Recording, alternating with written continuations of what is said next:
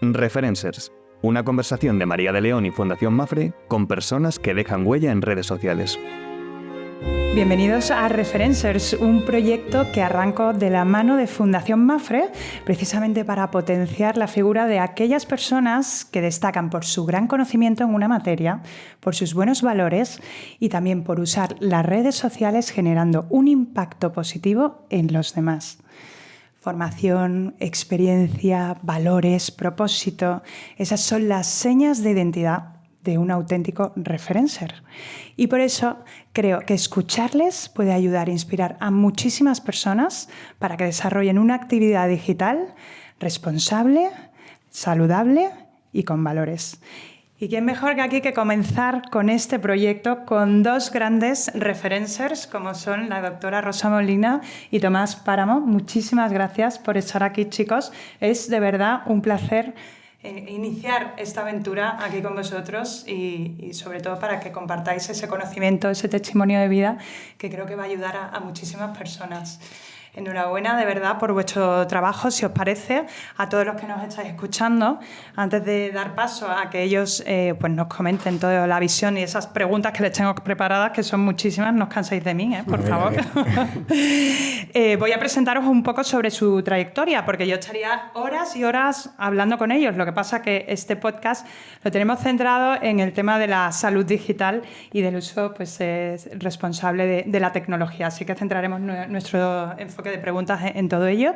Y voy a comenzar presentando a nuestra primera invitada, la doctora Rosa Molina, que ya es especialista en psiquiatría y trabaja en el Hospital Universitario Clínico de San Carlos, aquí en Madrid. Es doctora por la Universidad Complutense de Madrid y máster en neurociencias. También es docente universitaria, ha publicado diversos artículos científicos y también su primer libro, que es Una mente con mucho cuerpo, entiende tus emociones y cuida tu salud mental, que por cierto ya va por la segunda edición, pero Rosa está a puntito de lanzar su siguiente libro. Enhorabuena de verdad porque se ve un contenido muy, muy profundo y trabajado y a los que no entendemos tanto de ese concepto de la salud mental, al final nos viene muy bien el poder profundizar en estos aspectos de la mano de una profesional como tú, que también, por cierto, desarrollas una gran labor en redes sociales porque tienes una comunidad de más de 100.000 seguidores en tu cuenta de @dr.rosamolina.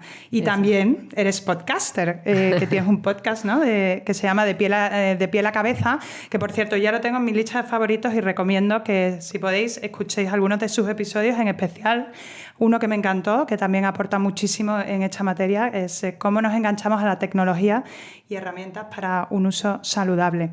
Bueno, que el tema de los podcasts, que no hay excusas para no escucharlos, porque siempre tenemos mucho tiempo entre que vamos paseando por ahí en el coche y seguro que cada uno puede encontrar su hueco para escuchar todas estas grandes aportaciones de referencias como son Rosa y Tomás, que le doy la bienvenida, Tomás. Muchas gracias. Gracias por venir y bueno, para ti también una carrera profesional imparable.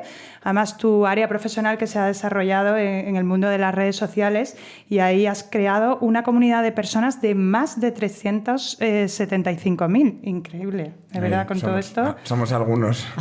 Muchísimos. Enhorabuena también por haber desarrollado tu labor profesional en este ámbito, porque has creado junto a tu mujer, María García de Jaime, que es otra gran referencer, una marca de moda que se llama Inva Collection. También con ella has escrito el libro Botas de colores para días de lluvia y has grabado el documental María y Tomás, lo profesional y lo humano que se puede visualizar en Prime Video, que por cierto, que sepas que me enganchó, me estuve todo el tiempo con él.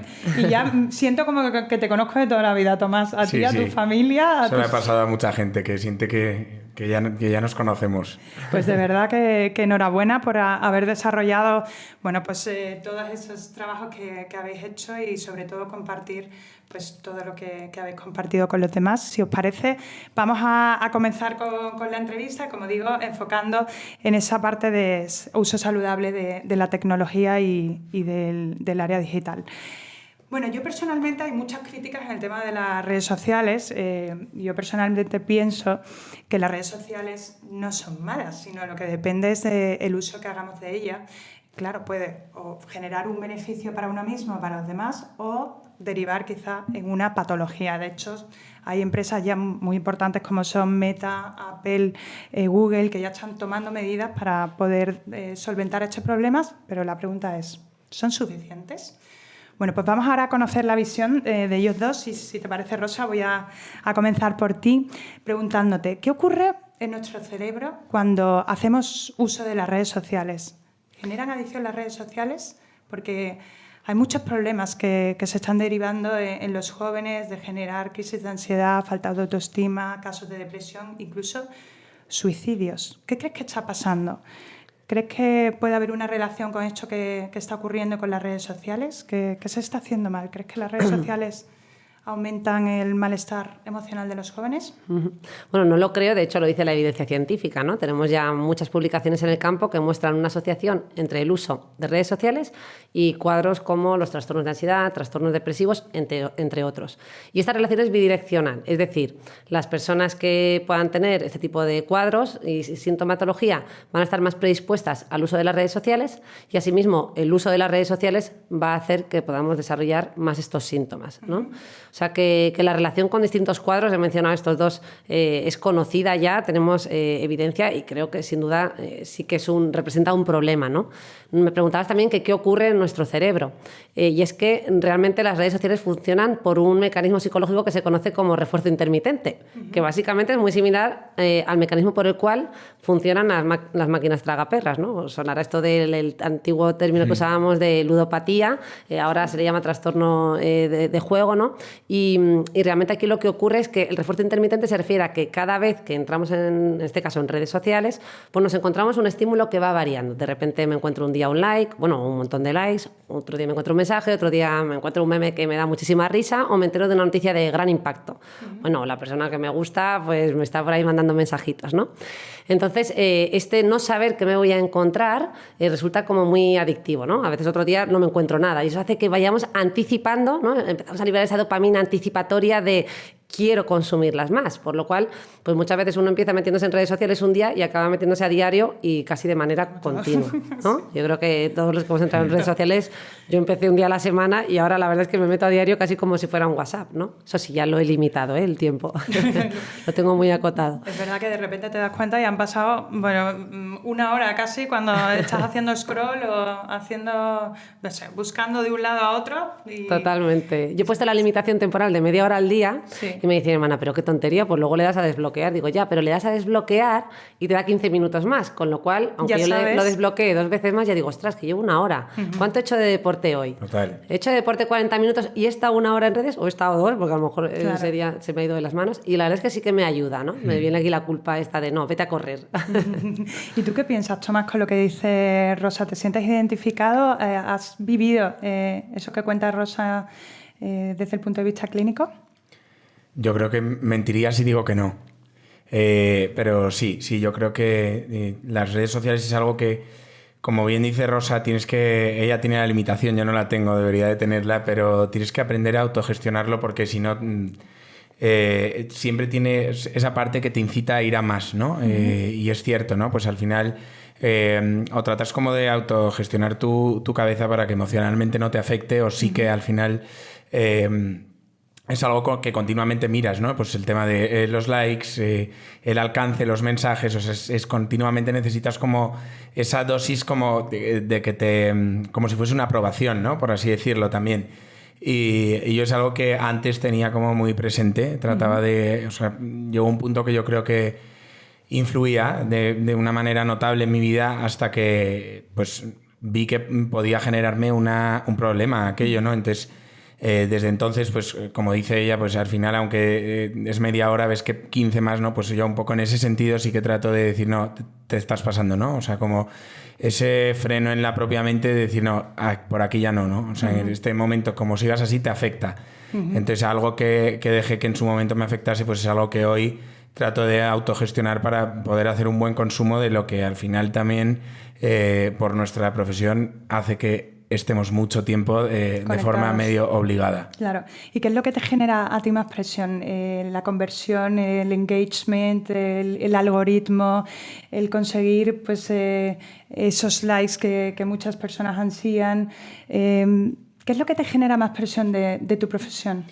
Pues mira, a mí algo que desde un primer momento a María y a mí nos ha hecho trabajar mucho, desde que empezamos, ¿no? Teniendo pocos seguidores, era el engagement que nosotros teníamos, ¿no? Que quizá no teníamos en su momento 1 millón de seguidores, pero sí que teníamos alcances e impresiones de más de 1 millón de seguidores, ¿no? Entonces, eso al final, de cara a trabajar con las marcas, pues es algo que una marca valora, porque al final ya no se mide tanto el seguidor, sino la calidad del seguidor. Entonces, sí que es verdad que mantener ese engagement, tratando de entender el algoritmo, un algoritmo que además a mí a veces es algo que me enfada, ¿no? Las propias redes sociales, como tú antes decías, están aplicando Meta, como diferentes pautas para tratar de gestionar esto, pero sin darse cuenta o dándose cuenta, porque no sabemos al final hasta dónde llega la realidad, están haciendo que esto sea como mucho más adictivo, ¿no? Porque el algoritmo es algo que lo único que te exige es que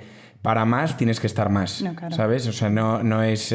no creo que la solución la tienen, pero quizá no quieran aplicarla, ¿no? Porque es verdad que eso te genera una guerra interna cuando te dedicas a esto, de decir, ¿qué tengo que hacer para llegar? ¿Qué tengo que hacer para conseguir? ¿Sabes? Claro. Entonces sí que, bueno... Una continua ansiedad siempre, y por eso siempre digo que es importante que la persona se coloque por delante del algoritmo, sí. Pues a través de la educación, de cómo gestionar de una manera saludable y también de unos conceptos que te ayuden a desarrollarte personalmente, entender quién eres tú, cuál es tu talento, cuál es tu propósito en las redes sociales, ¿no? El tener un para qué en ese desarrollo de la actividad. ¿Cuál dirías tú que es tu propósito para el uso de las redes sociales? Pues justo esto que acabas de mencionar ha sido como un poco también nuestro proceso, ¿no? O sea, creo que todos los que a esto nos dedicamos de forma directa es algo que en algún momento nos ha afectado, ¿no? Y todos hemos tenido picos de anímicamente estar arriba y de estar abajo y dejar que esto nos afectase, ¿no? Entonces es verdad que nosotros sí que hemos tenido un momento de replantearnos todo, y en ese momento es cuando hemos puesto por delante a nuestra persona, ¿no? O sea, nosotros sabemos que al final estamos aquí y podemos aportar un gran valor, sobre todo en cuanto a lo que nosotros somos, ¿no? Nuestra manera de ser, pensar, pues en tanto a la hora de pues, nuestras creencias, lo que para nosotros son los valores fundamentales tanto de la familia como de vivir, ¿no? También, porque creo que en el momento que estamos ahora viviendo, que es como que todo vale, creo que es como vuelve a resultar como sorprendente cuando de repente alguien se para a pensar en que no todo vale, ¿no? Que hay unos códigos y unos valores que siempre deberíamos de tener presentes, y creo que, bueno, pues al final también entendemos que si estamos aquí es porque hay un plan mucho más grande que ideado para nosotros, que es quien nos ha puesto aquí. Entonces, pues tratar de hacerlo lo mejor que podamos siempre, dando lo mejor que podamos y que esté en nuestra mano.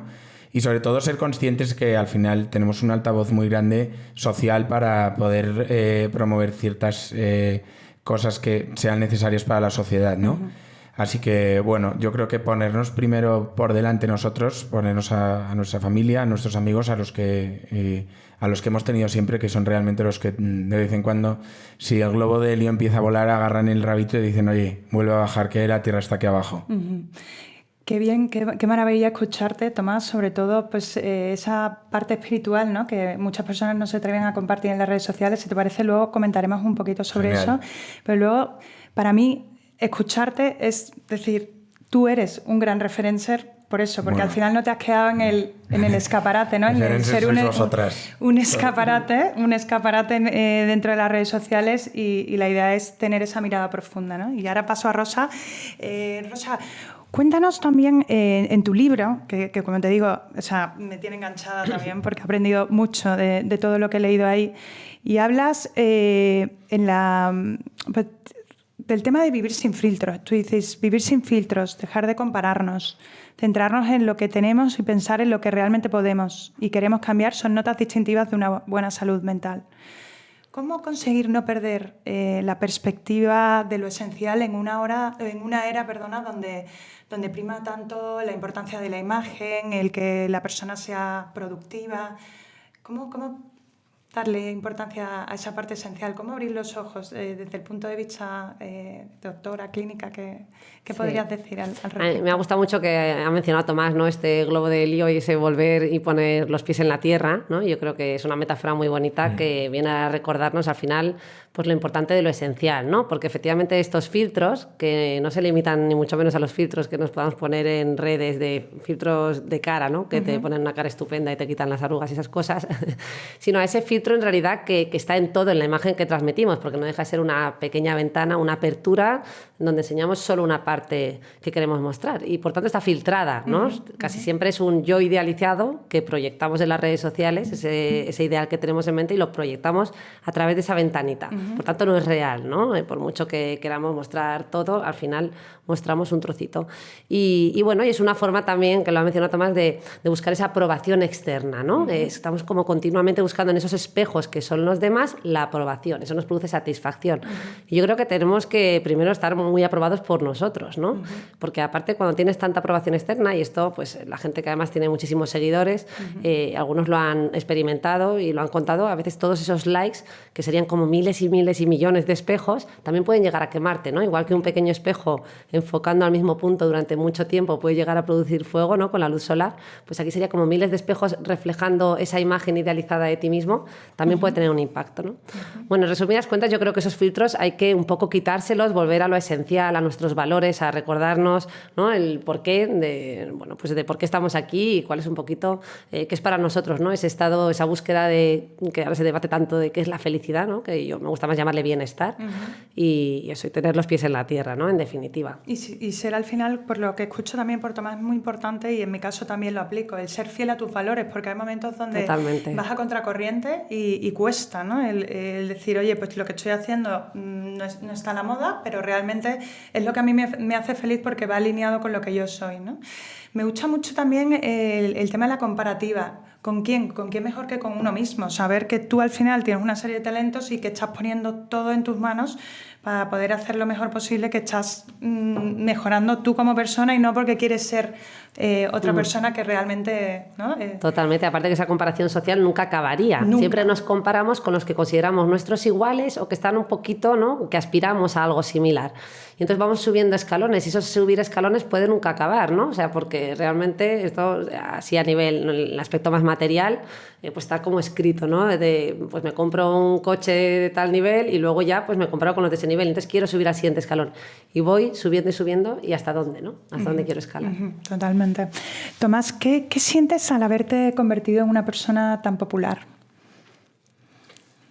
Pues es curioso porque al final cuando tú ves un número de seguidores, no eres consciente de lo que significa ese número, ¿no? Yo voy viendo cómo van subiendo de cifra y entonces no soy consciente de que cada uno de esos números es una persona, ¿no? Correcto. Entonces, cuando sales a la calle y de repente desvirtualizas ese número y lo conviertes en realidad, es cuando de repente eres consciente y dices, wow, ¿no? A mí hay una cosa que me impacta mucho siempre y es cuando alguien me pide una foto siempre me gusta ponerle la mano como aquí, porque se mide el pulso.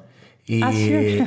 no se nota el pulso, ¿no? Y entonces te haces una foto y me impacta muchísimo de repente ver que el pulso de esa persona se acelera. Va como rápido, sí, porque te ha visto, ¿no? Y entonces siempre lo comento con María y digo, pero ¿qué somos nosotros? O sea, ¿quiénes somos para generar esa ilusión en alguien, ¿no? Que somos capaces, pues, o sea, al final no sé con qué ni con quién compararlo, ¿no? Pero esa sensación de cuando veías como a tu cantante o actriz favorita, actor, alguien que un poco admirabas desde fuera, esa sensación y dices, joder, para alguien tú eres eso, ¿no? Y entonces, no sé, yo por lo menos tiendo como a hacerme pequeñito, o sea, no sé, en ese momento empieza como...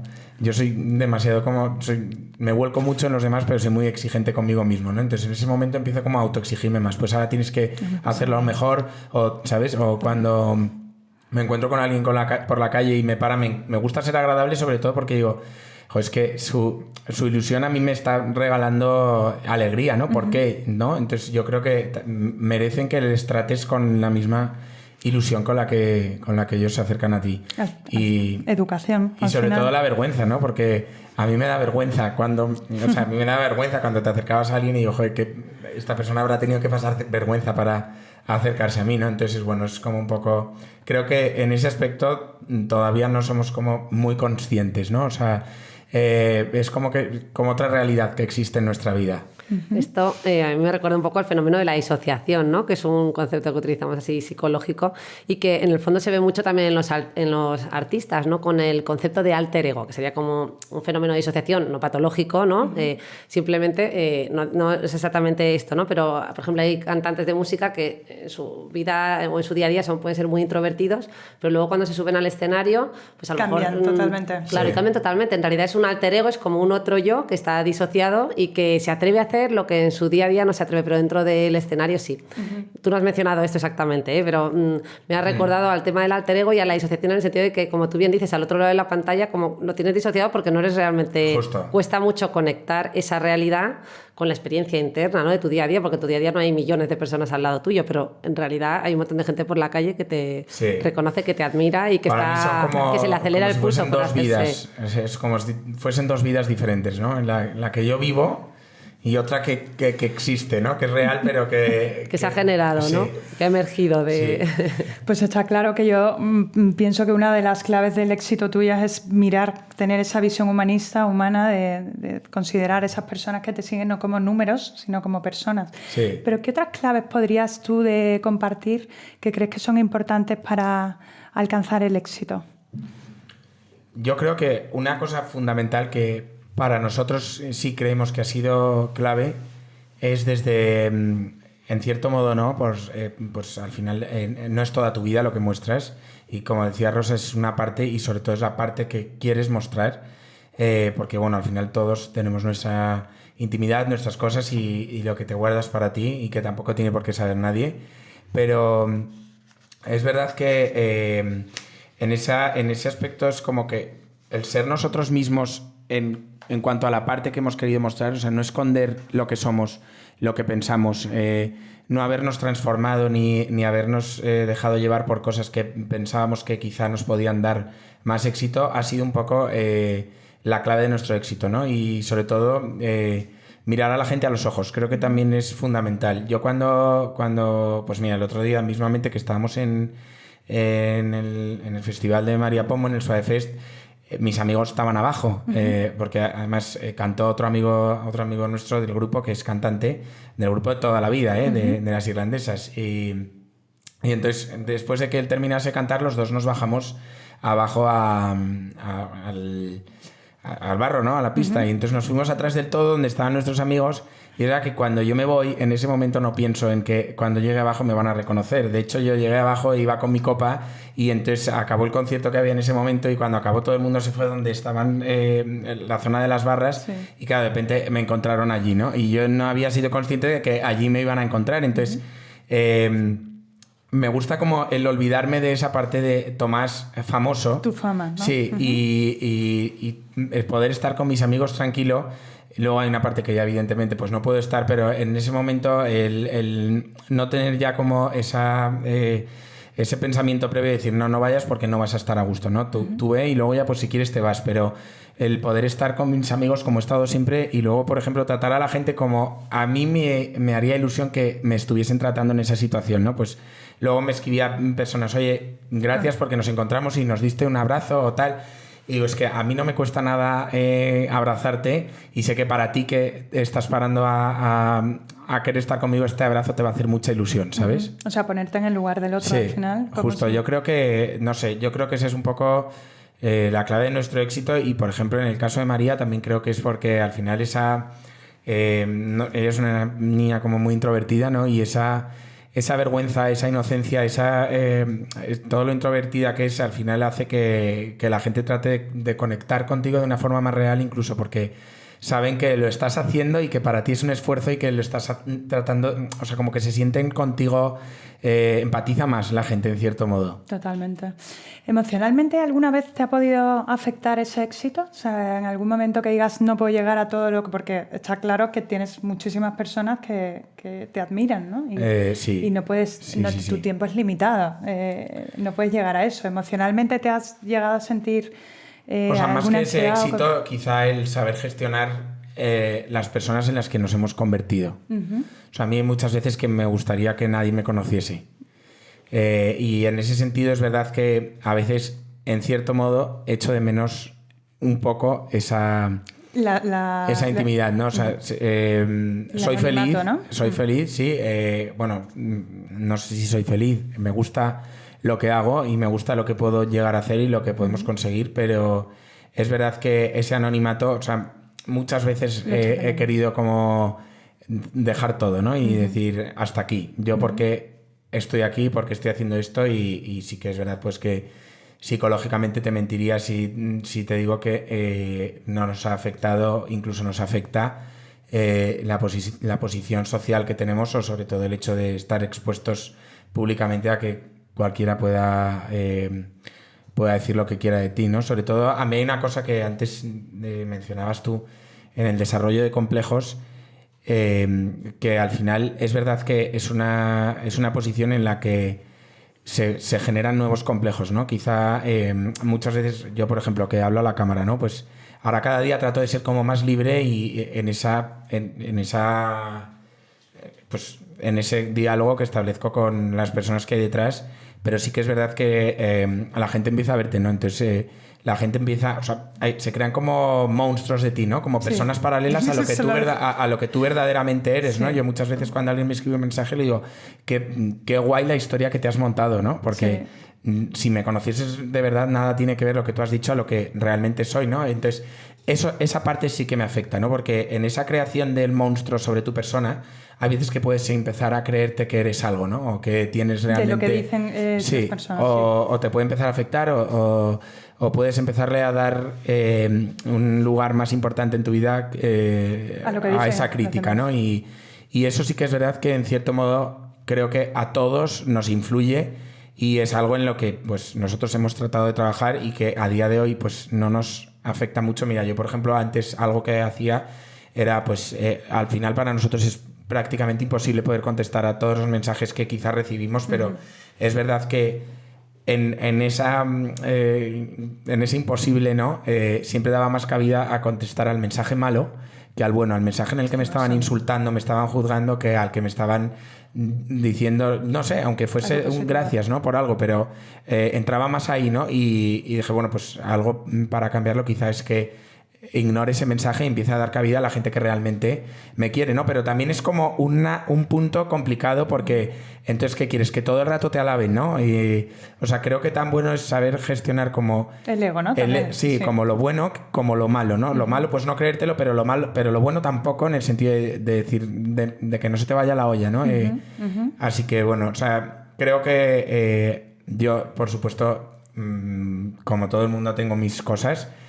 Y no soy el que psicológicamente quizá mejor está, y menos en este momento de mi vida, hoy por hoy, pero sí que es algo que para estar en esta posición creo que estás en tienes la necesidad de hacerte fuerte psicológicamente, ¿no? Y a veces es verdad que pues es complicado. Luego hablaremos también, porque hablas mucho de la ayuda de tu familia, de también tu fe. Comentaremos sobre ello luego, pero quería conocer la opinión de Rosa al respecto de lo que comentabas, ¿no? También desde tu punto de vista clínico como doctora, ¿cómo poder gestionar esas situaciones de las que hablé Tomás? ¿Qué protocolo habría que seguir cuando uno siente pues, esa ansiedad o esa situación en la que de repente pues, te ves que te hacen esas críticas, que emocionalmente te sientes mal? ¿Cómo controlar el carácter? Bueno, en primer lugar destacar, yo creo que lo ha contado muy bien, ¿no? Y que no deja de ser un fenómeno y una serie de mecanismos que aparecen y que operan que entrarían dentro de la normalidad. Es decir, que a cualquier persona en esa misma situación pues le surgiría lo mismo.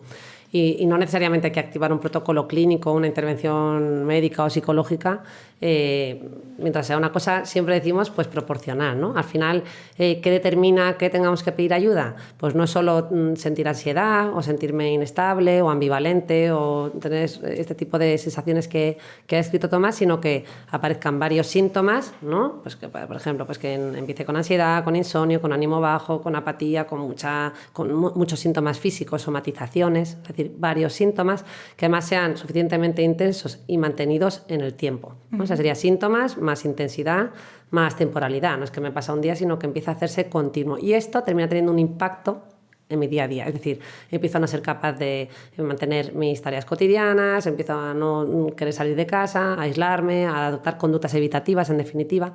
Es decir, que no necesariamente esto que ha experimentado Tomás tiene por qué requerir ayuda, ¿no? Sino que entraría dentro de un proceso adaptativo que cualquiera de nosotros experimentaríamos en su misma situación. Uh-huh.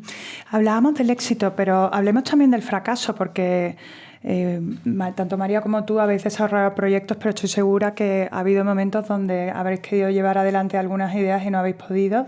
¿Cómo os ha afectado esos momentos en los que no me gusta llamarlos fracasos, porque de cada experiencia se aprende, ¿no? Y al final, cuando no hemos podido llevar a cabo alguna idea, pues al final nos podemos desanimar, pero en el fondo no es un fracaso, es una enseñanza para algo que hay que cambiar en la vida o que esa cosa no funciona. ¿Cómo habéis tenido esa situación, María y tú? O si quieres hablar directamente de ti mismo, de que hayas querido llevar a cabo algo pero que veas que no ha funcionado, ¿cómo has gestionado eso que no te ha salido como tú esperabas? Pues realmente creo que profesionalmente no hemos vivido ese fracaso. ¡Qué bueno! Pero también porque, o sea, tampoco hemos soñado a muchos palos, ¿no? O sea, es verdad que las cosas que nos hemos ido proponiendo, hemos ido a por ellas. Es decir, o sea, no hemos puesto 5 frentes al mismo tiempo, ¿no? Quizá hemos ido uno por uno y ir a la conquista de él, ¿no? Pues poniendo todo lo que en nuestra parte esté para poder conseguirlo. Y una vez alcanzado ese, ir a por el siguiente, ¿no? Entonces creo que al final, a nivel profesional, no hemos tenido fracasos, pero sí que es verdad que a nivel personal fracasos no hemos tenido, pero sí que hemos tenido que ir lidiando con piedras en el camino que quizá nos han hecho tener una perseverancia mayor en aquellas cosas que quizá hemos querido ganar, ¿no? Pues al final nosotros empezamos pues muy temprano, tuvimos nuestro hijo y a los 9 meses, con 19 años tuvimos, empezamos de novios, a los 9 meses tuvimos 9 meses de relación y María se quedó embarazada y con 19 años, y entonces desde entonces hemos tenido que ir lidiando como con diferentes cosas que en el momento pues han sido muy difíciles, pero que luego a la larga siempre hemos sacado como la enseñanza y nos ha hecho más fuertes para todo, ¿no? Pues yo tuve una depresión con 17 años que pues lo pasé muy mal, luego nos pasó esto, fue muy difícil al final. Pues cuando estás en la carrera, eres joven, no tienes recursos económicos para ser independiente, luego vives como una vida en cierto modo a contracorriente a lo que tu alrededor está viviendo, luego problemas también personales como todos tenemos en casa, ¿no? Pues enfermedades, problemas que al final pues te hacen daño también, y para mí quizá eso no son fracasos, ¿no? Son piedras en el camino que hay que aprender a gestionar y darles su lugar, ¿no? O sea, quizá algunas viven contigo, pero sabes dónde las tienes que colocar en tu vida. Entonces, si hay que llamar a algo fracasos, quizás serían esos, ¿no? Pero no son fracasos, han sido también nuestras enseñanzas, y quizá todas esas enseñanzas que al principio no hemos sabido gestionar son las que hoy también nos están haciendo luchar por lo que queremos, ¿no? Entonces es verdad que pues bueno, a nivel profesional hemos construido nuestra marca personal en la que tratamos de hacerlo lo mejor que podemos y de llegar a donde también podemos, porque muchas veces intentamos abarcar mucho y no llegamos a todo. Pues también en la marca de ropa que hemos creado tratamos de hacerlo lo mejor que se puede. Pues es verdad que hay días que estás pues todo va muy bien y estás muy ilusionado, y días que todo va muy mal y entonces quieres tirar todo por la borda. Y en cuanto pues a nuestra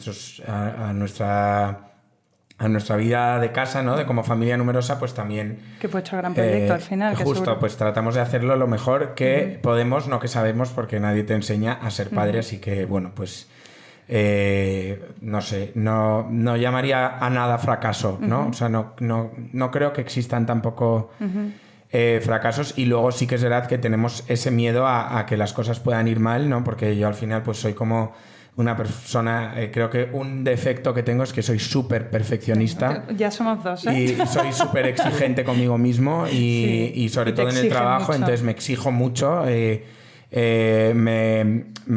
pues me hago mucho daño a mí mismo también en esta autoexigencia, y quizá eso es lo que peor tengo, ¿no? Esa autoexigencia y esa perfección que constantemente me hace vivir alerta y nunca bajar la guardia. O sea, yo hay veces que me siento en el sofá y me siento que lo estoy haciendo mal porque no estoy haciendo nada, ¿sabes? Porque es verdad que... Nada quizá, productivo, justo, entre comillas, que claro. Y quizá también algo que hoy psicológicamente me hace estar en un momento un poco más delicado es esa sensación que tengo que desde los 19 años en ningún momento hemos bajado la guardia, ¿no? Que todo, para bien o para mal, ha sido como un caballo galopante que nunca hemos podido parar, ¿no? Siempre pum, pum, pum, pum, pum, pum, para lo bueno y para lo malo, y nunca hemos sabido buscar el momento de decir hasta aquí, ahora para, ¿no?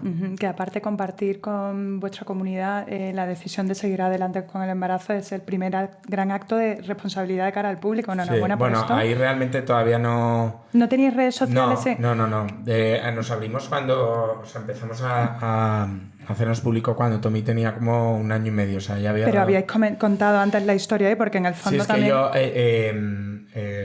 presentaron unos premios en mi universidad que podías, te podías presentar de forma literaria o pintura tal, y yo me presenté y entonces hice como un alegato como en defensa de la vida, porque a mí me gusta mucho escribir y era pues lo que se me daba bien, consideraba así, y gané el primer premio. Entonces eso pues salió en varios medios de comunicación, periódicos, lo movieron por diferentes universidades, y eso hizo que en un radio un poquito más amplio a lo que es el local, pues la gente se hiciese un poco eco de nuestra historia, pero en realidad la gente quería conocer y no sabía porque nuestras cuentas estaban cerradas, ¿no? Entonces era como que la gente quería cotillear por lo jóvenes que éramos. Y eso es lo que os impulsó a... Sí. Pues enhorabuena, la verdad, porque es un acto de valentía y también por cómo compartís esa vida real, ¿no? Cuando al final se demuestra que es una persona humana que tiene estos momentos de bajón y no como... Sí, yo creo que es importante también normalizarlo, ¿no? Claro, todo el mundo os idealiza. Sí, justo, pero no somos ideales. Por eso, que cada persona tiene sus momentos. ¿Qué dirías tú, Rosa, ante lo que ha dicho Tomás, de esos momentos en los que pues, se siente que tiene esas sensaciones cuando hay algo pues, que no cumple sus expectativas como persona perfeccionista, en la cual también yo me incluyo, por cierto? Fatal, yo también. Digo, como la añada vamos a acabar aquí mal los tres. ¿Cómo podrías recomendar el poder gestionar esas situaciones en las que todo, pues, afrontar esas cosas que no nos salen como esperábamos? ¿No te refieres al fracaso en general? Sí, vamos a llamarle fracaso. Evitábamos un poco decir la palabra en el sentido que existe, por cierto, pero claro, como decíamos, que no se trata de un fracaso, sino de una experiencia de vida que te enseña y de la que se puede sacar enseñanzas. Pero... Claro, ¿no? Yo creo que Tomás lo ha contado muy bien, ¿no? Como en realidad este término no sería del todo correcto porque él no lo ha vivido como un fracaso, ¿no? Sino, bueno, pues parte de la vida, de los acontecimientos que uno se pueda encontrar, adversidades, que todas las vidas de exactamente el 100% de las personas están llenas de adversidades, y él ha reconducido y, bueno, ¿no? Con una experiencia muy bonita, ¿no? A través de este premio, que a lo mejor fue un poco el desencadenante con este escrito literario que estoy segura que fue muy bonito y estoy deseando leer. Espero que puedas compartir con nosotras. Igual yo es que estoy un poco atrasada y ya está compartido en redes, pero... No, se compartió en su día hace mucho que... Tendría que retroceder un poco, ¿no? Y bueno, yo creo que al final es pues este tipo de cosas de sentido común, ¿no? Que hemos comentado, que al final tenemos que ver las cosas... Hombre, hay adversidades y ahí al final influye mucho el cómo uno lo afronta, ¿no? Pero no podemos negar, al final desde el punto de vista psicológico siempre decimos que todo es biopsicosocial, es decir, tampoco podemos caer en la trampa de banalizar y pensar que todo puede ser una oportunidad o que de todo absolutamente se sale, porque se conjugan variables, como he dicho, biopsicosociales, es decir, que partimos cuando enfrentamos una situación adversa, por un lado de nuestra propia vulnerabilidad biológica, es decir, Todos nacemos de manera diferente con, ¿no?, una biología, una genética que nos predispone a unas cosas u a otras, ¿no? Pues igual que hay temperamentos más nerviosos y temperamentos, ¿no?, que son bebés más tranquilos, por así decir. Luego tenemos ese componente pues que tiene que ver con nuestra personalidad, con nuestros rasgos y nuestra forma de ser y que hemos construido a lo largo de la vida, ¿no? Y luego estaría el componente social, que en el componente social metemos la red, las personas que nos rodean, es decir, que las situaciones adversas no solo las afrontamos a título individual, sino en realidad en red, ¿no? Ya cuando hablan de resiliencia, me gusta decir que es red-siliencia, porque claro, es mucho más fácil ser resiliente aquí a lo mejor en España que en otras condiciones mucho más precarias socioeconómicamente, con una situación familiar, una familia muy disfuncional o muy fragmentada, ¿no?, o muy rota, y que todo eso te predisponga, ¿no?, tengas esa buena red de apoyo. Por tanto, bueno, yo creo que estas cositas que hemos comentado, ¿no?, afrontarlo intentando siempre no solo tirar para adelante y ver esa oportunidad a título individual, sino también pues tirar de apoyos, y si no los tenemos, pues pidiendo ayuda. Uh-huh. Hablabas antes del tema de la intimidad, y hay algo que a mí también me preocupa mucho en el tema de las redes sociales, es esa exposición de la intimidad. ¿Qué pros y qué contras ves tú en la exposición de la intimidad? Y luego también confirmar contigo que lo que vosotros mostráis, tanto María como tú, es una parcela de vuestra vida. O sea, os reserváis algo para vosotros, ¿no? O sea, no mostráis toda vuestra intimidad. Sí, por supuesto. Eso, para confirmarlo, porque hay muchas personas que piensan que lo conozco todo de esa... Ni mucho menos. Eso. Ni mucho menos, pero bueno, yo creo que al final esto es como tú cuando vas a una tienda ves el escaparate pero no ves los entresijos, ¿no? O sea, por ejemplo, por ponerte una comparación, pues de nuestra marca se ve la foto, ¿no? Se ve el modelo final, ¿no? Pero tú no ves lo que ha pasado para llegar a esa prenda final, ¿no? A esa foto. Pues yo creo que esto es como un poco igual, ¿no? Al final de nuestra vida se ve el escaparate, ¿no? Lo básico, lo que aparentemente podemos conocer de la vida de cualquier persona, ¿no? Aunque no sea público. O sea, tú de tus amigos hay cosas que sabes, pero hay muchas otras que no sabes, ¿no? O cosas que se guardan, o cosas que solo le cuentan a algún amigo más íntimo o a sus hermanos o familiares, ¿no? Entonces, yo creo que esto es como un poco parecido. Al final de nuestra vida se ve por así decir, se ve lo fácil, ¿no? O sea, lo básico. Y luego en esa parte también tratamos de mostrar un poco lo verdadero también en lo básico, ¿no? Pues al final desmitificar un poco el mito de la perfección, también de la felicidad constante, ¿no? Porque pues no es así y hablamos mucho de ello, ¿no? O sea, tú puedes permitirte estar bien y te puedes permitir o no permitírtelo, sino también decir que estás mal, porque bueno, yo creo que nadie nos queremos permitir estar mal, sino que es que estás mal y ya está. Es la realidad. Sí. Y bueno, yo creo que al final mostrar esa parte también es necesaria, ¿no? Entonces, bueno, pues yo creo que hay cosas que solo somos merecedores de vivir nosotros, ¿no? En nuestra casa cuando se cierra la puerta, y luego también pues hay cosas también en nuestra vida que quizá afectan a otros terceros y que no tenemos por qué transmitirlo tampoco a nadie que no le interese. Y guardarlo para vosotros. ¿Y cómo ves tú, Rosa, la exposición de la intimidad en las redes sociales? ¿Crees que puede provocar un problema de salud mental en algún momento, algún conflicto? Me gustaría conocer también tu opinión. Sí, a ver, yo creo que este es uno de los grandes caballos de batalla, ¿no? O que tenemos con las redes sociales, porque efectivamente nos exponemos. ¿Y hasta qué punto nos vamos a exponer? ¿Qué huella digital estamos dejando, ¿no? Estas son grandes preguntas que nos tenemos que hacer, y evidentemente lo que exponemos en redes sociales va a impactar sobre nuestra salud, inevitablemente, porque hemos dicho que al final muchas veces estamos buscando, ¿no?, esa validación externa, y si no la tenemos, pues esto termina afectándonos. Y bueno, yo creo que ahí decía Tomás que enseñamos una pequeña ventana, pero a veces en realidad también los demás hacen inferencias a través de esa pequeña ventana, ¿no? Al final nos comportamos y repetimos patrones, ¿no?, en la forma en la que actuamos en nuestro día a día, que hace que la gente ya esté haciéndose pues una idea de ti mismo, ¿no? Bueno, de hecho, incluso yo a veces bromeo y digo, también es verdad que es que las propias redes saben mucho sobre nosotros.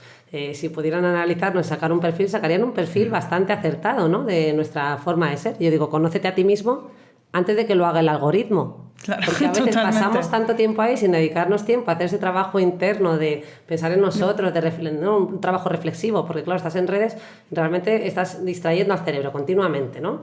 Y si no tienes tiempo para dedicarte a ti, en realidad estás dejando al algoritmo que piense por ti, ¿no? Entonces, bueno, yo creo que recordar esto, o sea, que respondiendo a tu pregunta, hay un impacto, y a mí quizás lo que más me preocupa de todo este tema de exponer nuestra intimidad es esa huella digital que he mencionado, y es que me recuerda a, bueno, y se ha relacionado, ¿no? Ya ha habido debates sobre esto, que comparan las redes sociales con el panóptico de Bentham, que es una estructura carcelaria en la que había como una especie de torreón, donde había un guardia de seguridad en lo alto, y desde esa posición que él tenía podía observar a todos los presos, ¿no? En sus distintas celdas, y los presos pues podían sentirse observados, pero no sabían si estaban siendo observados, ¿no? Había como una sensación de hipervigilancia continua, y esta situación de hipervigilancia al final terminaba modulando la conducta de los presos, ¿no? El sentirme observado hace que yo module mi conducta. Y algo similar ocurre en redes, es decir, nos vamos modulando unos a otros, por mucho que queramos ser súper auténticos, en el fondo ese monstruo que tú mencionabas antes que construían sobre ti, inconscientemente, evidentemente, te está modulando. O sea, son como pequeños correctores. Sí, 100%. Sí, se le puede llamar correctores, porque a lo mejor no son correctores, no se están desviando y no se están sesgando en un sentido negativo, ¿no? Pero que sí que están impactando en nuestra conducta y al final van modificando quizás nuestra esencia. Sobre todo, también va a depender a qué edad empecemos a hacer uso de estas redes sociales, ¿no? No es lo mismo empezar con 60, con 40, que con 15 años o con 18. El tema de la espiritualidad también está muy presente en tu vida, Tomás, y lo compartes con toda tu comunidad. ¿Qué te llevó a esto? Porque es cierto que la espiritualidad muchas veces las personas quieren preservarla para su intimidad, hablando ahora con el tema de la intimidad. ¿Por qué decidiste compartirlo? ¿Cómo te sientes compartiendo esa parte tuya sobre cómo vives tu espiritualidad, tu fe en Dios, que es como uno de los grandes pilares de tu vida, al igual que tu familia, como comentabas también en vuestro documental, que tanto me gustó? Pues es verdad que nosotros siempre, bueno, mis hermanas y yo siempre hemos tenido una educación, bueno, pues iba a colegio religioso y en casa pues nos han enseñado a decir por favor, gracias y creer en Dios, ¿no? Pero como un modelo de educación. Entonces, es verdad que esto, pues hay mucha gente, yo sé, seguramente hoy en día tú a mucha gente le preguntas ¿en qué crees? Y te dicen Dios, y le dices ¿en qué Dios? Y no saben qué responderte, ¿no? O sea, creemos muchas veces en Dios de forma autómata porque así nos lo han enseñado, ¿no? Pero realmente en esa creencia no hay como un amor implícito, ¿no? No, o sea, no hay un sentimiento real, sino una figura, una obligación o una figura divina que está en el cielo sentado en un trono dorado, sí, correcto. Y de vez en cuando te señala con el dedo. Entonces es verdad que dentro, pues yo creo que también nos ha llevado un poco todo esto, ¿no? Hace 2 años y pico me acuerdo que yo estaba pasando por un momento psicológico bastante débil y justo pues fue después de la pandemia, fue octubre de 2020 y entonces yo no me encontraba bien psicológicamente y sobre todo no me encontraba bien en las redes sociales. O sea, me planteaba cada día el porqué de estar aquí y realmente si esto me estaba haciendo bien y si realmente esto era lo que teníamos que hacer nosotros. Y entonces es verdad que yo con 17 años tuve una depresión y una gran profesional como Rosa pues me salvó la vida. O sea, eternamente agradecido a su profesión y la recomiendo lo que más. Entonces es verdad que en este momento empecé como a sentirme otra vez mal y empecé a ir al psicólogo, pedí como ayuda porque no me encontraba bien y tenía, sobre todo estaba como con muchísimos miedos, tenía muchísimos miedos y sentía que muchísimos demonios atacaban a mi cabeza constantemente, ¿no? Como muchísimos pensamientos negativos, cada día me iban haciendo más débil y estaba pasándolo mal. Entonces me apunté al psicólogo. Y esto que voy a contar no es ni mucho menos que no recomiende el ir al psicólogo. O sea, al revés, lo recomiendo lo que más, ¿no? Pero en este momento yo me apunté al psicólogo y es verdad que, bueno, pues yo creo que también cuando empiezas a ir al psicólogo es una relación que tiene que congeniar, ¿no? Y hasta que no encuentras a tu persona, pues yo creo que no empieza como a funcionar. Y entonces, pues yo siempre había escuchado, nosotros antes de casarnos habíamos hecho un retiro que se llama EFETA, no sé si lo conocéis. Efetano. Bueno, pues es o Emaús. Todo, igual eso, te suena. Emaús, Pues sí, es lo eso. Todo el mismo. mundo. Yo no he hecho Emaús, pero. Pues es lo mismo eso. y a nosotros esto es verdad que nos ayudó como a romper un poco la figura del Dios castigador y nos acercó más a un Dios amor, ¿no? Y entonces, bueno, pues nos hizo como empezar a descubrir, ¿no? Decir, querer como encontrar más. Y entonces en este momento que yo sentía que en ese momento esa ayuda psicológica no me estaba ayudando tanto como yo necesitaba, pues al lado del colegio de mis hijos hay una iglesia en la que todos los días de 9 a 1 hacen exposición al Santísimo. Y entonces dije, bueno, pues a mí como toda la vida me han dicho que si cuentas tus problemas a Dios, Él te escucha y te ayuda. Dije, bueno, pues yo egoístamente, como me encuentro fatal, pues voy a empezar a contarle todo el rollo que le cuento a la psicóloga también, pues voy a ir y en vez de rezar se lo voy a contar también a él, ¿no? En vez de un Padre Nuestro autómata, se lo voy a contar a él. Sí. Y entonces es verdad que día tras día empecé a hacer esto y es verdad que en cierto modo yo salía como mucho más aliviado cada día de allí, o sea, me sentía un poquito más fuerte, ¿no? Y entonces un día había un sacerdote allí y le pedí que si podía hablar con él. Y hablé con él, o sea, no sabía si quería que fuese una confesión, o sea, no sé, quería hablar con él, simplemente. Y entonces me acuerdo que fueron como 1 hora y media de conversación en la que yo solo hablaba y solo lloraba. O sea, literal para mí, si tuviese que hacer una descripción gráfica, era como si me hubiesen puesto un cubo de basura delante y vomitase, ¿no? Y entonces ese día me acuerdo que el sacerdote... Él no me respondía, pero hay veces en las que sientes que alguien te está escuchando, ¿no? Y yo me sentía escuchado. Y me acuerdo que me puso la mano en el pecho cuando terminé y me dijo, hoy tu corazón se ha empezado a sanar porque Dios necesitaba escucharte.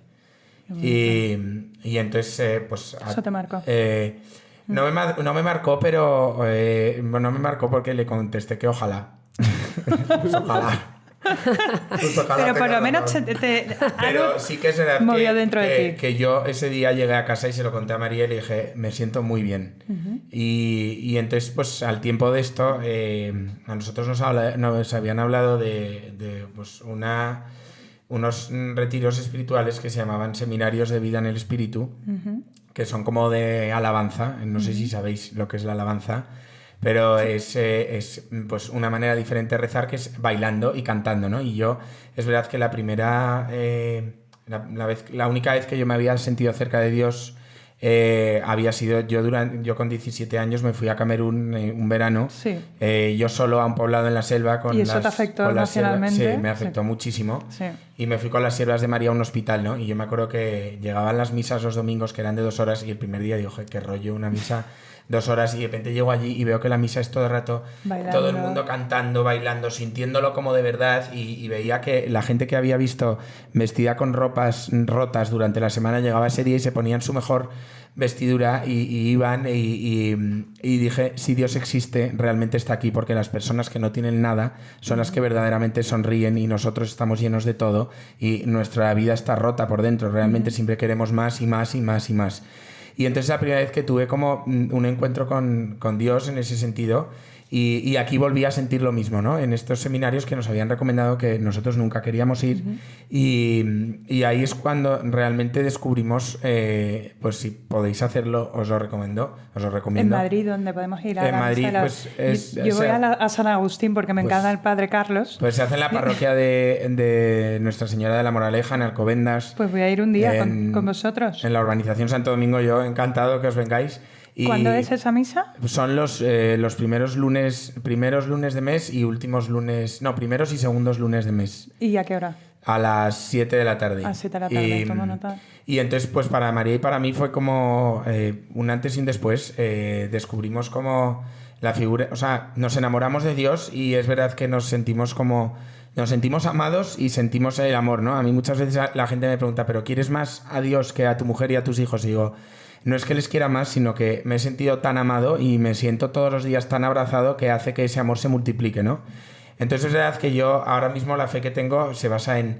Si yo comparto el amor que tengo por mi mujer, lo amado que me siento por ella, si comparto el amor que siento hacia mis hijos y lo feliz que me hacen ellos, porque voy a tener miedo en hablar de otro de los grandes amores de mi vida y de los que más me ha ayudado a conocerme a mí mismo y sobre todo a quererme, ¿no? Porque si algo me ha ayudado a mi Dios es a aceptarme tal como soy, porque es verdad que soy una persona que aparentemente de cara al público puedo parecer muy fuerte, pero soy muy débil psicológicamente. Eres sensible. Sí, ¿no? soy muy sensible y es verdad que esa parte me ha ayudado como a quererme más, ¿no? Y entonces es verdad que en ese momento cuando a mí la gente me dice que soy valiente por hablar de mi fe, no lo veo como un acto de valentía, al revés, le digo a la persona que me lo dice como atrévete también a sentirlo, porque yo no he hecho nada especial, simplemente que ahí cuando alguien me dice ¿qué tengo que hacer para sentir a Dios como lo sientes? Y entonces yo les contesto ¿qué haces tú para sentir, para empezar a sentir por alguien? ¿O qué haces tú para cuidar a tus amigos? ¿No? Cuando al final el sentimiento de la unidad. Justo, claro. ¿no? Cuando una persona te empieza a gustar, ¿no? Sí. Tú, el otro día, por ejemplo, una amiga nuestra nos contaba que estaba ilusionada, que estaba empezando a quedar con un chico y entonces yo lo comparaba, ¿no? Esto y decía, ahora tú estás ilusionada y dentro de esta ilusión vas a buscar citas, vas a querer ir a cenar con él, vas a querer ir a, yo que sé, al cine, vas a querer pasar tiempo con él y con Dios no hacemos esto, ¿no? O sea, queremos que Él nos toque con una varita mágica. O pedir el tipo de oración Sí, de pedir. En vez de tener la disposición de... Yo siempre digo que el Señor es como un caballero que está esperando en la puerta de nuestro corazón y nosotros solos tenemos la llave para dejarle entrar. Entonces, bueno, pues para mí es verdad que esto ha sido muy, muy importante y pese a esto, como en ese momento dije que quizá esa ayuda no me estaba ayudando, digo que hoy estoy otra vez recibiendo también ayuda psicológica, ¿no? O sea, no digo que una cosa no quite la otra, o sea, una cosa no quita la otra, pero evidentemente creo que son cosas que las dos se pueden pues muchas compaginar gracias perfectamente. por tu testimonio, Tomás. Me gustaría haceros unas cuantas preguntas, pero nos queda poco tiempo. Ya que habías hablado antes del tema de la educación, ¿cómo viven tus hijos vuestro rol como personas que tenéis esa exposición pública, que compartís vuestro contenido en las redes sociales? ¿Qué les dirías a ellos si te dijeran que quieren pues, convertirse en influencers?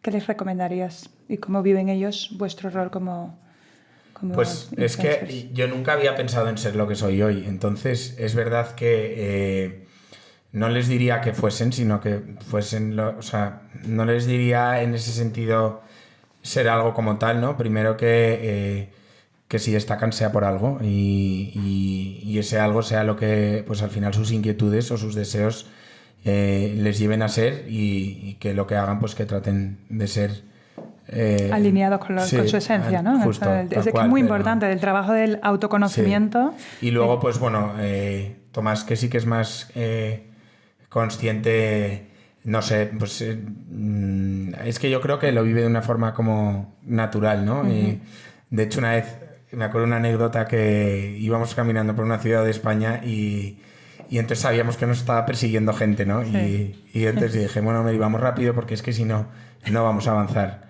Y entonces él me dio un tirón del brazo y me dijo, no, papá, te vas a parar a hacerte una foto con ellos porque a ellos les hace mucha ilusión hacerse una foto contigo. ¡Ay, qué maravilla! Sí, o sea, ellos son muy conscientes y bueno, ahora, por ejemplo, cuando Tommy empezó en primero de primaria, decimos que ya no íbamos a sacarle en redes. O sea, es verdad que siempre, si os dais cuenta, sale o de espaldas o muy de perfil, porque, bueno, al final, pues yo creo que al final nuestros hijos salen como parte de nuestra vida, ¿no? Y nosotros tratamos de, en la imagen que sale de ellos, siempre protegerles, ¿no? Que no sea nada que pueda ser perjudicial para ellos. Pero sí que es verdad que, bueno, pues un niño es un niño y a día de hoy, pues quizá su físico no... O sea, las personas vamos cambiando, ¿no? Pero una vez que no ya... se reconozca ya cuando son adultos, ya primero ¿no? de primaria, que pues empieza a crecer, empieza a cambiar y bueno, nosotros somos famosos, pero él no tiene por qué serlo y tampoco queremos que vaya al cine y nadie le tenga que pedir una foto a él porque, bueno, él quizá quiere ser influencer, cantante, ingeniero o médico y nuestra profesión no tiene por qué verse repercutida en la suya y que él sea quien valora lo que quiere ser. Y dentro de esto él a veces nos dice, quiero que me saquéis, y digo, no, vamos, te voy a hacer una foto porque queremos tener tu foto, porque quieres tener tu foto, pero no voy a sacar esta foto porque no quiero que te vean, Tommy. O sea, lo explico como claramente porque él sabe que detrás hay mucha gente, ¿sabes? Muy bien para concienciar en ese sentido. Y Rosa, ¿qué piensas tú del papel de la familia en la educación para el uso de las redes sociales y también el de los colegios? ¿Consideras que se está haciendo un buen trabajo en este área desde el punto de vista también escolar en los colegios? Pues mira, la primera pregunta la veo clara y es que lo veo muy necesario. Creo que el trabajo hay que hacerse en la familia, lo primero. En segundo lugar, acompañando evidentemente en los colegios, porque si uno acaba en psicología o en psiquiatría es que ya vamos tarde, ¿no? O sea, hay que trabajarlo antes. Creo que un punto esencial es este que ha comentado Tomás, ¿no? Qué importante esta intimidad, hemos hablado ya de la intimidad, y todavía más importante para esos menores, porque al final estamos decidiendo por ellos. Es decir, a ellos les puede hacer mucha ilusión, porque cuando son pequeñitos ellos no entienden la complejidad, ¿no? de este mundo, y realmente cuando les exponemos es una decisión que hemos tomado nosotros y no conocemos las implicaciones que va a tener cuando ese niño cumpla 18, sea mayor de edad, y a lo mejor su vida ya no es privada, ¿no? O sea, ha perdido esa privacidad en la que al final todos nos construimos y nos desarrollamos. Entonces, a mí esa privacidad me parece algo que tenemos que valorar mucho y me parece que vivimos en la época donde la privacidad va a valer muchísimo. Ahora hemos entrado, ¿no? Estamos en la época en la que el tiempo vale mucho y yo añado la imagen, nuestra privacidad es lo que más vale.